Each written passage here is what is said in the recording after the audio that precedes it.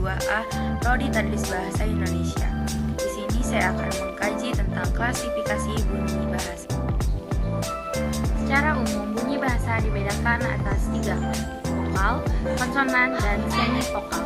Perbedaannya berdasar pada ada tidaknya hambatan proses artikulasi pada alat bicara. A.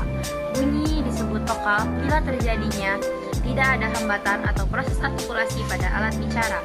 B. Bunyi disebut konsonan apabila terjadinya kecepatan, hambatan udara pada sebagian alat, jadi adanya artikulasi.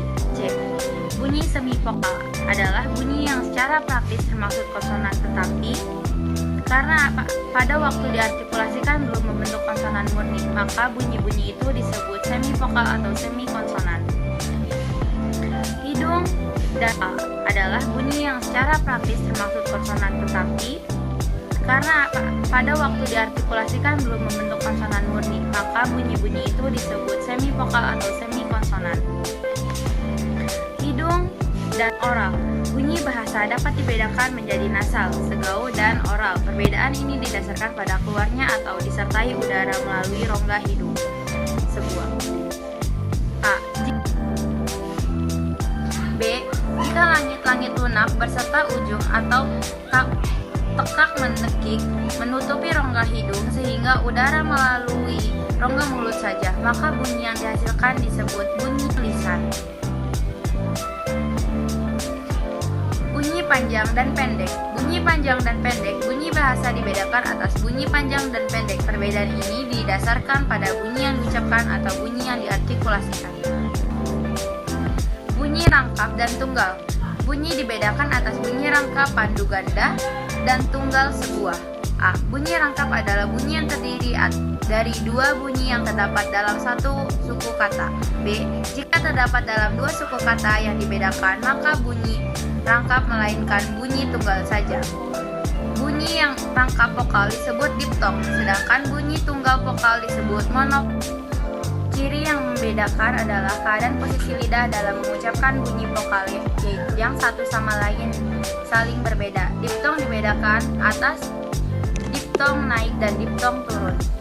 Bunyi dengan arus udara agresif dan bunyi dengan arus ingresif. Bunyi dengan arus udara agresif adalah dalam pembentukan bahasa dapat dibedakan atas agresif dan agresif. Dalam kebanyakan bahasa, pembentukan itu dilaksanakan atas arus keluarnya dari paru-paru.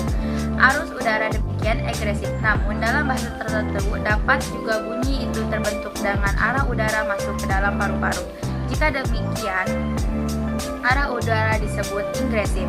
Arus udara agresif dapat dibagi menjadi 2, yaitu agresif pulmonik dan agresif glotonik.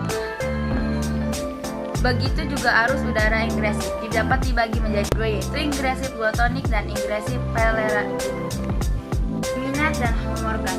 Geminat yaitu retakan artikulasi yang sama identik sehingga menimbulkan ucapan panjang dalam bunyi tersebut. Contohnya Allah dan Assalamualaikum. Adapun yang disebut dengan homorgan yaitu bunyi-bunyi bahasa yang terbentuk oleh alat dan daerah artikulasi yang sama. Contohnya konsonan alevoral T, D, dan N. Konsonan bilibal yaitu P, B, dan M. Konsonan pelata C, D, dan N.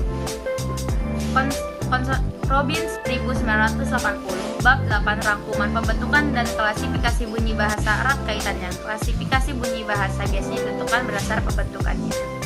Cukup sekian presentasi dari saya, kurang lebihnya mohon maaf. Wassalamualaikum.